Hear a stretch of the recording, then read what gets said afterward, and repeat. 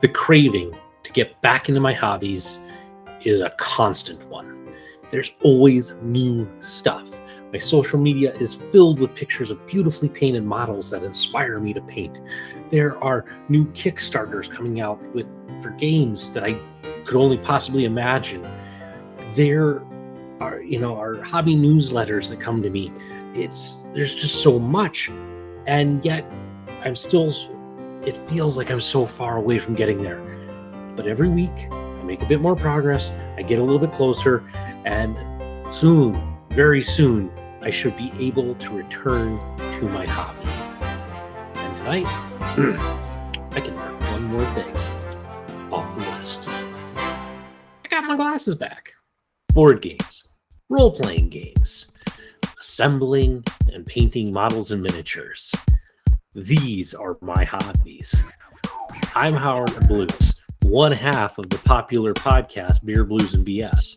And now join me as I rebuild my cave of wonders.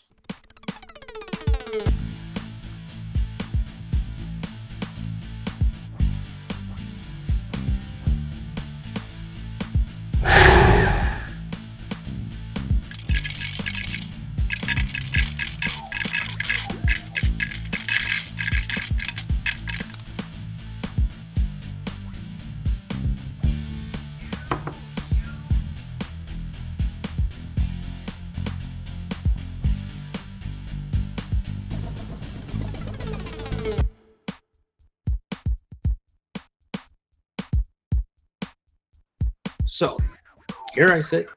It's time to do some hobbying. One of the things I often see is just in forums and things that I follow is people talking about when do you hobby, especially now, as you get kind of into the full-fledged life. I have work commitments. I have family commitments. There's all sorts of things that can kind of pull us away from the hobby. And people always kind of wonder, when do you do this? And you have to find those times. For me, this is my time. Right now, as I record this, it's 9:43 at night. Junior's in bed. I put him to sleep. My wife is upstairs. She is relaxing. She has to get up at 5 a.m., or actually 5:30 a.m. For her job as a nurse. So she goes to bed early. So that really means that from about 9 o'clock until about 11 o'clock, sometimes 11:30 if I'm feeling like pushing it, that's my time.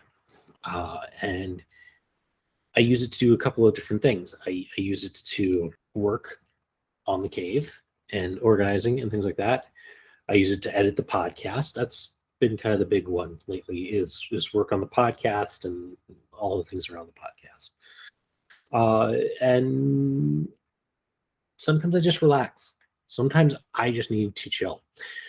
But I want to paint so badly. And it doesn't help that I keep getting more and more stuff in the mail, and I keep unboxing boxes, and there's cool stuff, and I just want to dig my hands in and paint and such. I keep getting closer. But today, or tonight, I should say, I have some things that came in the mail. I have a couple of packages from Privateer Press. I'm a subscriber of their Minicrate subscription service. I have been since the beginning. I have every single one. And I'll talk a little bit more, but I figured I'd open those up and show those off. I try to follow the hobbies as best I can. Sometimes I don't get around to it as much as I'd like. And when that happens, they stack up. And I also don't tend to know what's in the packages. So this will be a bit of a surprise. It'll be fun. The other thing I thought I would open up just to set it up. Over here, I have a box. It's one of the last boxes of stuff I've packed. I know it has some board games in it, but I think that there's some other hobby supplies and such that I stashed in there, and I kind of want those back. So I'm going to open that up tonight too and deal with that. So since I'm going to do some stuff and I'm going to try and do some more cave organization, I figured I'm going to turn on the camera, record a little bit of this. I want you guys to see some of the stuff that's coming in and some of the things that are constantly getting me jonesed to play games and paint. So enough of the talking head, Howard, and let's go open some stuff and do some work. All right. So as I said, I have a couple of packages here from Privateer Press. These are the mini crates. Let's see what we got. Okay, so this is the Swamp Gobbler River Rafter. I can turn that like that so you can see the artwork on the card. This is number 47 in the series. Let's open it up. So for those who don't know, these mini crate models are actually legal to play in War Machine Hordes. So in this case, it would replace the Swamp Gobbler River Raider. So number 47, set that there. And the artwork on the card, I don't think really shows just how great this little mini is. So there he is. I'll try and kind of hold my hand. Of course, it's shiny metal, so good luck seeing it. But if you can't quite make it out, it's a gobber, which is their version of a goblin. He's on a little raft. You can see there's two barrels with a board across. There's his rudder. He's got his sword held out and a gun. Flip it around so you can see the backside. So that's a cool. That is a very cool model.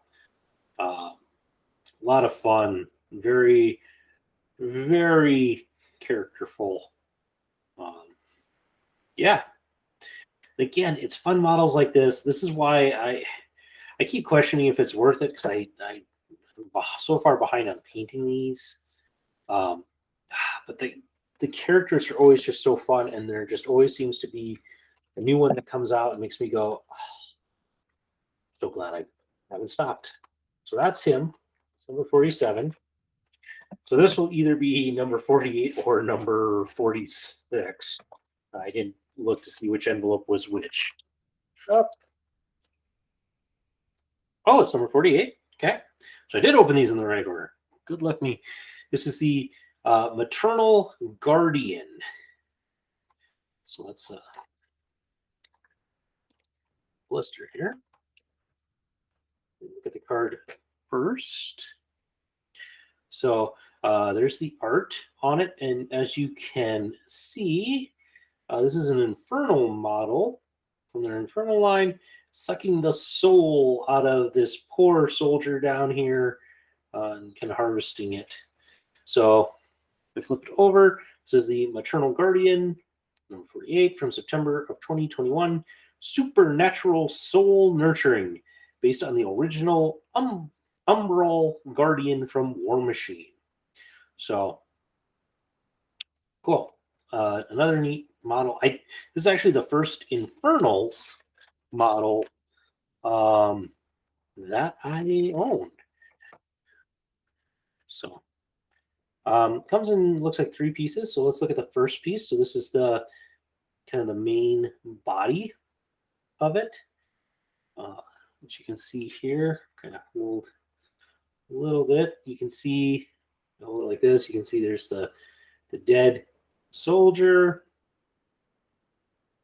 the soul wrapped in and around there.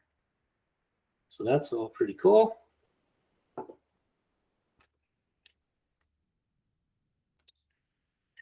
Here, there's it's really small. There's the head of our Maternal Guardian. So it's cool. Kind of lay it out there so you can kind of see. And then this is the staff weapon. And down here, this part is the head of the soldier that is having its soul sucked out. So just to kind of get a feel for this, it's going to go like there. Looks kind of like it goes like that. Probably need to figure a little bit of placement. There you can kind of see it. I won't try and hold the head on there just because. But yeah, so those are the newest, the last two mini crate models that I've received. So I will get to add those to the cave. And I really do need to come up with a system for actually getting these painted. I am now apparently 48 models behind, and yeah. So one of the things I've talked about doing, I have the cards for all of them because they come with cards. Maybe I should take and kind of do it as a drawing. Draw a card out and make that be the mini I paint. So I started the first one, but I fell quickly behind. So I need to do that. I think some of them will go pretty fast. But that was the mini crates. We'll take a quick pause. I'm going to have to do a little bit of switcheroo and moving to change my camera setup for this next big box. But I'm very excited to open that one up. So let's just have you hang on for a sec as we get ready. We have one last really big hobby box, and if you are seeing what I have written here, you might get an idea what I have in it. So this box came as basically as a Kickstarter with some Kickstarter rewards, and then I removed some of the packaging and packed some more stuff in it.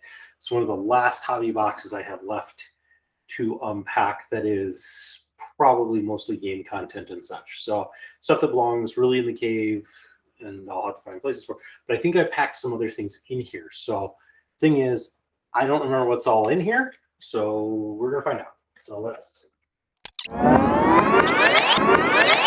All right, so to talk about a couple of the things that are in here. First is this Lego kit.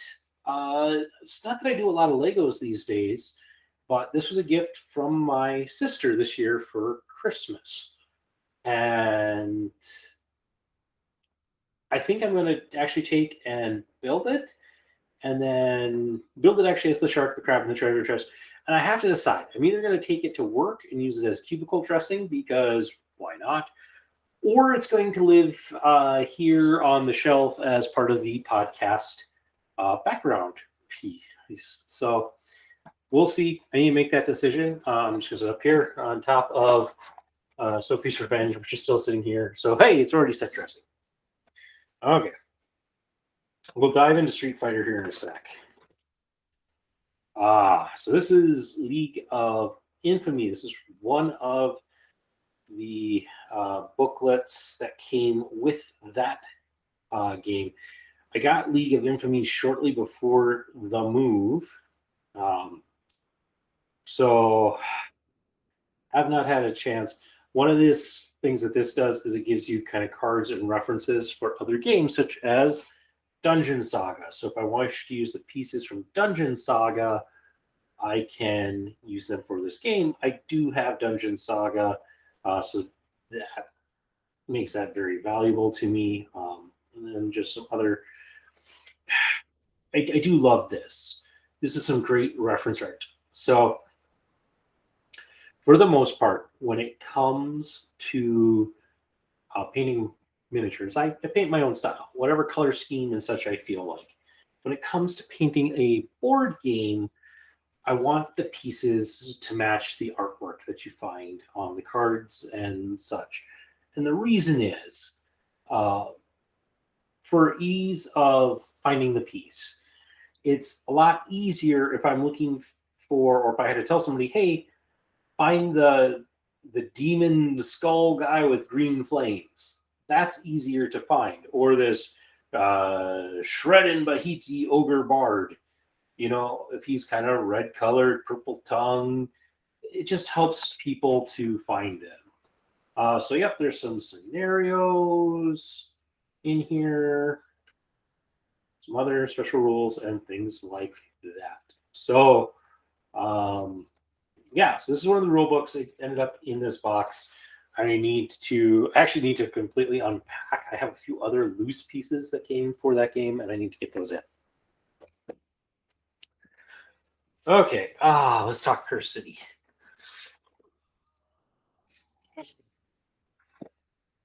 So Cursed City, it's the Warhammer Quest game by Games Workshop.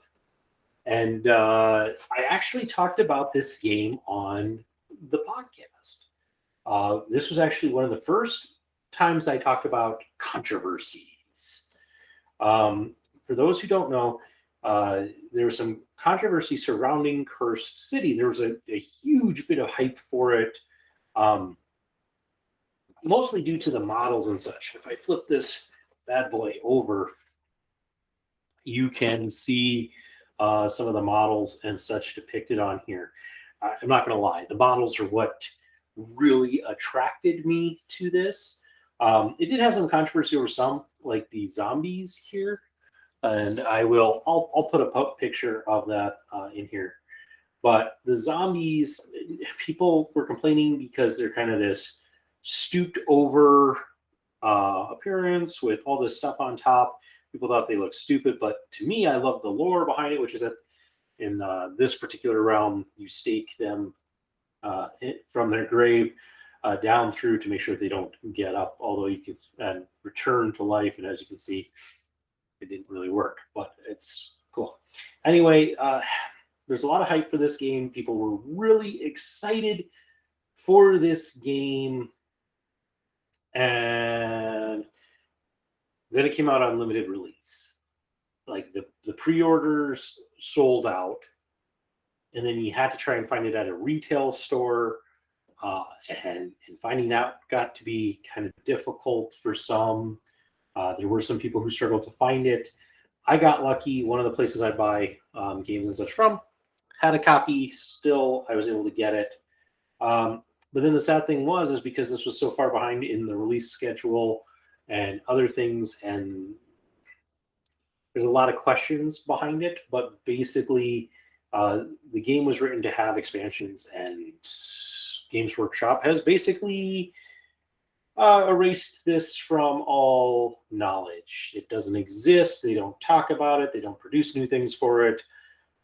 They have just kind of orphaned it. So really kind of sad. It's a really cool looking game, hunting vampires and such. I think I'm going to enjoy it if I can ever get to the table, and I'm really looking forward to painting these miniatures. But that's the sad thing, but I have my copy. A couple other things I'm seeing in here. Let's grab them out before we dive into the main contents of this, because there's some Reaper miniatures in here. So starting off, there are two of these. These are the Dragon Tortoise by Reaper Miniatures. You might wonder why I have two.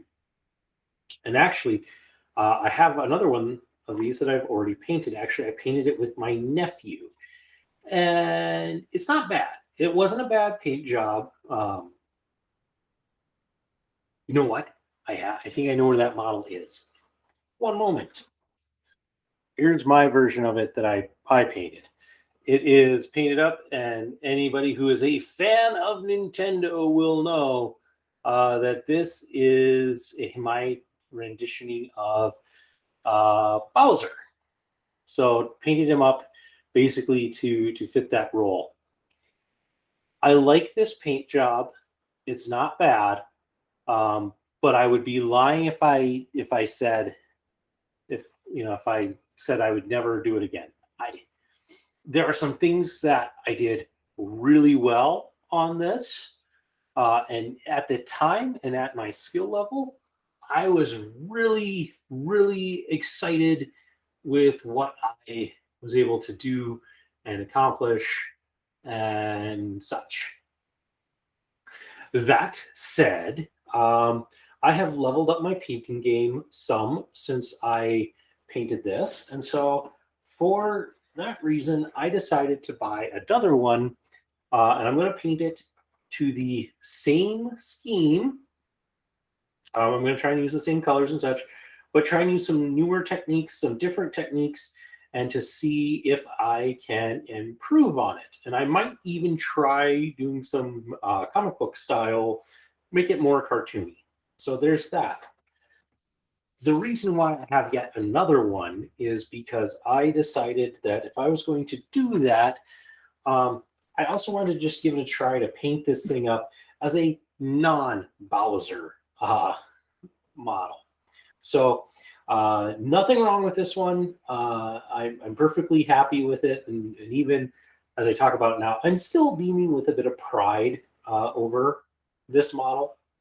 I'm happy with how it turned out. I know I can do better. There's a bit too much dry brushing on this, and there's room for potential, and there's also some things like mold lines I didn't quite get 100% and such. So not bad. In fact, let me just put it this way: one should always look at models as you're always going to get better, and once they're done, accept that they're done and move on to a new challenge. And if you are going to repaint them, maybe consider picking up a new copy of it and doing it. So that's what I have two of these. I'm going to reattempt Bowser. So we'll have a Bowser 2.0, and then try a color scheme of my own and just have fun with it. So that's what's up with those. Okay. I know there's some more stuff in here. Might be a little hard to reach, but you probably have been seeing it. Street Fighter the miniatures game. So let's talk. I think I have mentioned on a past episode that I was a big Street Fighter kid growing up. Was a big fan of it. And so when I heard that there was going to be a Street Fighter miniatures game, I was like, yes, this is going to be awesome. I'm going to get Street Fighter miniatures. I'm going to get to paint Street Fighter miniatures. This will be great. And then I found out it was going to be pre-painted. I was a little disappointed at that. But being a true fan, I could not pass up. So this is the boss expansion. So just so you know, I went in pretty heavy because it's Street Fighter, and I grew up with Street Fighter, and I love Street Fighter, and you couldn't convince me not to pick up everything Street Fighter. So this is the boss expansion. If I flip it over here, you're going to see what's in the contents of it. So mostly it's Akuma and M. Bison. So includes 2 high-quality pre-painted miniatures, and that's actually what these are. These are the pre-paints on it here. I've heard mixed reviews on this game. I hear that some people really like the fact that it does feel like a 2D fighter. The big thing I hear is that the combo system is a bit janky and doesn't always let you build the combos the way you want. So I got the boss expansion. I'm not going to open that one. I open some of the smaller ones here. Oh, when offered dice, one should almost always in Kickstarters or games get dice. Huge pet peeve of mine if your game does not come with enough dice. And this is a great example. I didn't want to get caught off with it, so I bought some fun purple dice to go with that boss expansion. Okay, so this here is from Street Fighter 4. Let's open one of these. If you know your Street Fighter silhouettes, you can probably know who those are. So, yep, we got Cody, we got Viper. Oh, her name, she's new again. So, Sea Viper, Guy, I should have known Guy, and Jury. And so, let me we'll pop up Guy here. So, here's the thing. So, they are pre-paints. So, they are what they are. But I will say they are nicely done pre-paints. I mean, for pre-paints, they're fine. And it's they did a lot with this translucent stuff with most of them. Almost everyone has some sort of translucence within it. There's going to be pain. There's going to be pain. Some, like Cody, not so much. But I mean, even the bases are a nice scenic base. I can probably get it closer. Yeah. And if you haven't guessed, they are pretty big. So big scale. There was talk that this system was also going to, or be compatible with possibly a Dragon Ball Z. There's talk of Mortal Kombat, which would probably be something super cool I'd be into. Um, I'll just kind of quickly open some of these just so that you can kind of see what's in them. So this is from Third Strike, Street Fighter 3. So plastic and give you a nice view of these. So we have Mikado, Alex, Q, and Ibuki. So all again really nice repaints. Although I won't lie, some of these I definitely could do better. And I will say there are people out there who do repaint pre-paints. I haven't done it, but it is on my list of things to try. So I have some of that to do. And as I said, I won't necessarily look at all of these. Street Fighter Alpha. Well, okay. Yeah, these are characters I don't know. So we have Armika, Dan, I know, Karen or Kareen, and Sakura. So not bad. They're okay. A lot of these, it looks like a lot of, hey, here's the base coat. Hey, here's the wash, and boom, done. I mean, some things are well done. The eyes, I will give, are very well done. But yeah, some of them I just would like a little bit more. So, not gonna lie, I'm a little disappointed at the quality of the pre-paints. But that's again, I guess I know what I'm capable of, and that's part of it. You know, I could do better, and that's not an ego thing. That's just kind of knowing my own skill level. So Street Fighter 5. So I have not played Street Fighter 5 yet. So a little bit behind, but video games and such. We're missing. So we have Laura here, Rashid, Nikali, and Nash. I guess I was just very optimistic on that first one, but that's dissipating a little as I see these. This is just kind of pointless. It's the beat up a car thing from the game, and basically a giant sticker label.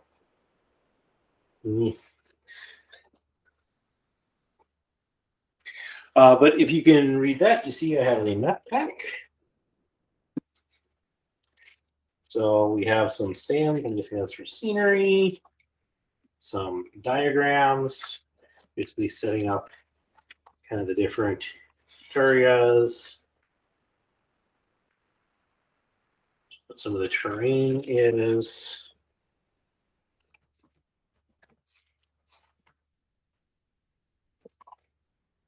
Ooh. So just feeling the tile, they're not the thickest tiles. And not that I'm a real tile snob, but I do want my games to hold up and last. So we have that one.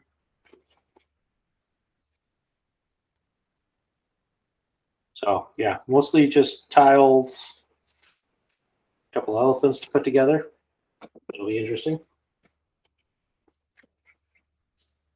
The bathtub has self-punched itself. It's okay. Let's try and get at least one of these out. And so these are the map tiles, the game,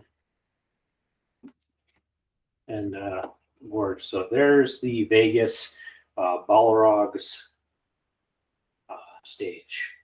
So kind of get a feel for it. It's got a nice feel, nice look. And on the other side is Vega's stage, the cage fight stage.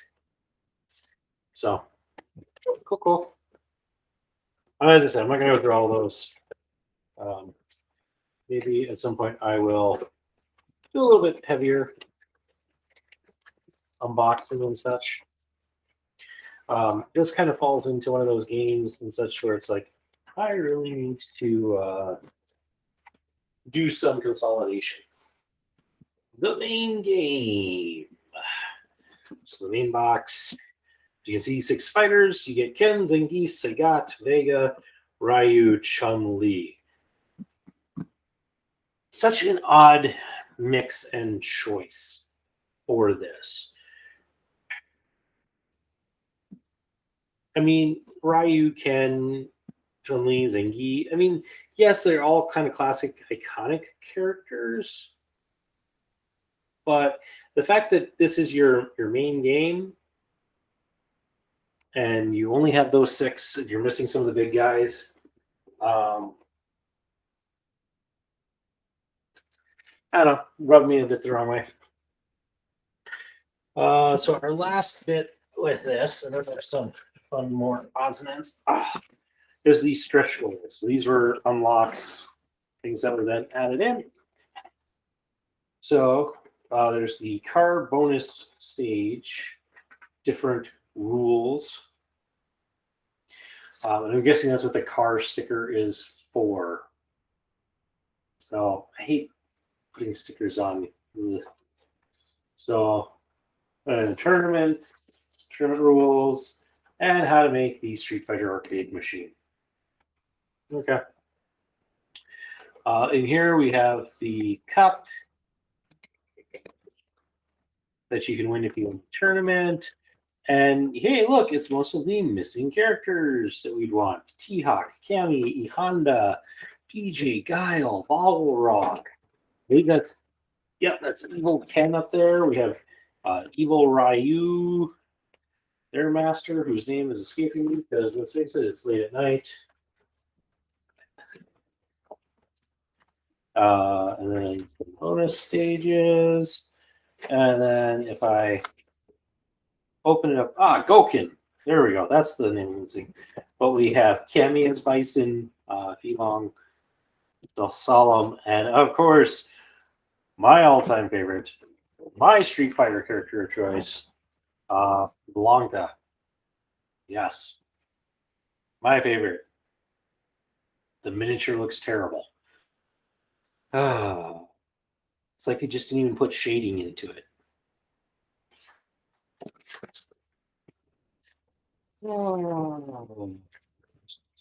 So that's Street Fighter. Let me just put it this way. I know a lot of this has the gameplay's kind of gotten some criticism for the combo system. I'm looking forward to trying it, but at the same time, I'm a little disappointed already just from the pre-painted miniatures. Okay. Oh, not too much left in here. Let's just kind of through some of this. So here we have the Adventures in Time and Space. It's the Doctor Who role-playing game from Cubicle 7. And I do have some follow-up books to this, but it has the dice, player's book, and kind of all of that. So this was a set that I picked up, and it has everything you need to play Doctor Who, the role-playing game, which maybe someday, if I can ever get Kidder into gaming, he'd be willing to do. But for now, I have it.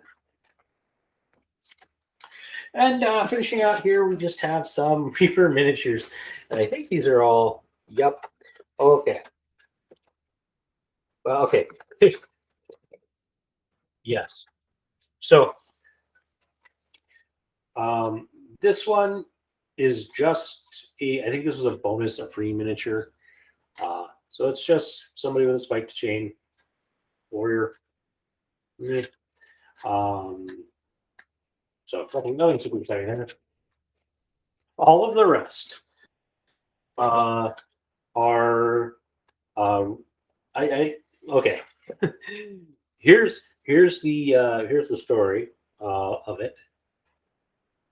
Uh, so at my workplace, they do a lot of different um, things, morale builders, community things, and uh, for St. Patrick's Day, they had a leprechaun trying to hide gold coins uh, around the agency, and as staff find him, they can turn him in for chintzy prizes. It's kind of elementary school ish, not my favorite thing. But anyway, in my division, one of the coins went missing. Um, I had a good idea. Like they gave us some clues, and I have a good idea of where it should have been, but it just was never found.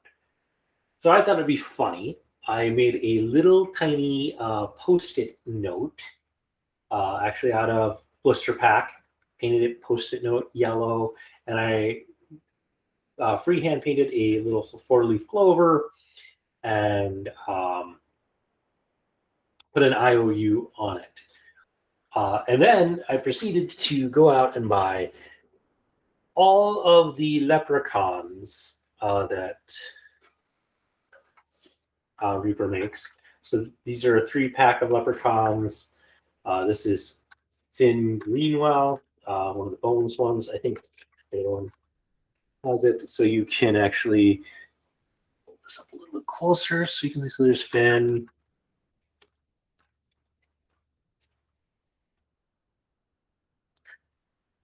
There's kind of the 3-pack. And this is just a leprechaun riding an owl. Why? Why not? In fact, I actually have the a painted version of that one. So there's the my painted version. Come on, camera, focus. Yeah. Let me get my hand in there. Yeah, so my painted version of a leprechaun and an owl. I'm very happy with it. Just an example of where I'm at skill wise. Anyway, I bought all these leprechaun figures, and the sole goal of this is I want to take and paint them all before St. Patrick's Day this year, and then place them. Hopefully, find a coin is my goal. If we repeat this, find a coin, put the coin down, and encircle it with leprechauns, just as a fun little thing. So that's my goal. And if you're wondering why I bought 2 sets, it's because my wife likes to decorate with some of the minis I paint, like the owl riding leprechaun, and so bought some for our own place. So some of those I'm just going to batch paint them, and some will be decorations at home, and some of them are for this fun little shenanigans. So, all right, another box empty. Did not have everything I was looking for, so there's still some stuff out there. I'll find it one of these. And there you have it. 2 interesting and fun models from Privateer Press that one day I will eventually get to. I keep toying with this idea because they all come with cards of just shuffling up the cards or coming up with a way to randomly draw a card and have that be the model I paint for the month and try to get caught up, because now I'm like some 40 models in with this and I need to make some progress. I started the first one, the Swamp Siren, and I need to finish it. I need to find it and finish it. So that would be a good one to tackle in the future. And of course, seeing Street Fighter. Looking forward to getting that to the table. That should be good. I'll find a time to invite Shui over. I think he might be interested in playing it and such. So I have somebody to play it with. And of course, getting Cursed City. I am looking forward to getting that painted and played. I think that one will be fun. I know I've heard some mixed reviews on it, and it is, of course, sad with the whole controversy that it will never get the designed expansions, although the models are out, and I might pick those up and see what people homebrew to play those. So some possibilities. And of course, the other things that I found. So all in all, glad that I have this stuff. Thank you for taking the time to join. I always appreciate having people along for this ride as I try to reestablish my gaming cave and trying to basically get back to being able to hobby all the time. So thanks for joining. Thanks for watching. Remember, for any more information about the other things that I'm involved in, of course, you can find all on beerbluesandbs.com. You can also check out our Facebook page. We post a lot of interesting things there. It's probably a better thing to get the quick updates and such. So make sure you tune into those things and look. And again, thank you for your time. Thanks for spending some time with me in the Cave of Wonder. I hope you have a good night, good evening, good day, whatever time it is. This whole time travel podcasting thing is hard. You'd think I'd get it down by now, but yeah. Anyway, we'll see you next time. Bye.